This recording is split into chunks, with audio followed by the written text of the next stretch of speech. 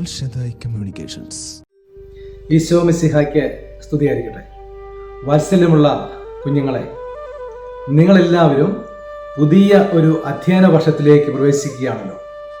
അവധിക്കാലമൊക്കെ കഴിഞ്ഞ് വീണ്ടും ക്ലാസ്സുകളിലേക്ക്, പഠനത്തിൻ്റെ മേഖലകളിലേക്ക് നിങ്ങൾ പ്രവേശിച്ചുകൊണ്ട് പുതിയ പാഠങ്ങളിലേക്കുള്ള വാതിൽ തുറക്കുമ്പോൾ ദൈവം ദാനമായി നൽകിയ ഈ പുതിയ അധ്യയന വർഷം നിങ്ങൾക്കെല്ലാവർക്കും ദൈവാനുഗ്രഹത്തിൻ്റെ നന്മ നിറഞ്ഞ ഒരു വർഷമായി തീരട്ടെ എന്ന് ആത്മാർത്ഥമായി ആശംസിക്കുന്നു.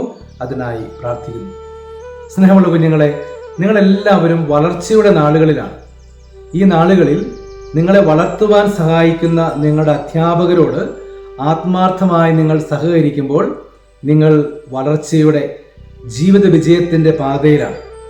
ഒരിക്കൽ ഒരു അക്വേറിയം സന്ദർശിക്കാനെത്തിയ ഒരു ബാലൻ അവിടെ ഉണ്ടായിരുന്ന ഒരു മനുഷ്യനോട് ചോദിച്ചു, ഈ അക്വേറിയത്തിൽ കാണുന്ന ഈ സ്രാവ് അത് എത്ര വലുപ്പമുള്ളതാകുമെന്ന്.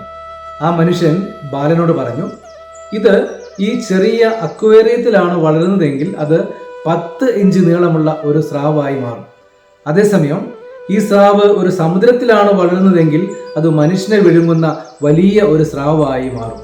സ്നേഹമുള്ളവരെ, നമ്മൾ എവിടെ ജനിച്ചു എന്നുള്ളതല്ല, നമ്മൾ എവിടെ വളരുന്നു എന്നുള്ളതാണ് ഏറെ പ്രധാനപ്പെട്ടത്. നമുക്ക് അറിവിലും നന്മയിലും സ്നേഹത്തിലും വിശ്വാസത്തിലും വിശുദ്ധിയിലും വളരുവാൻ ദൈവം നമുക്ക് ദാനമായി ഒരുക്കുന്ന ഇടങ്ങളാണ് നമ്മുടെ വിദ്യാലയങ്ങളും നമ്മുടെ അധ്യാപകരുമെല്ലാം.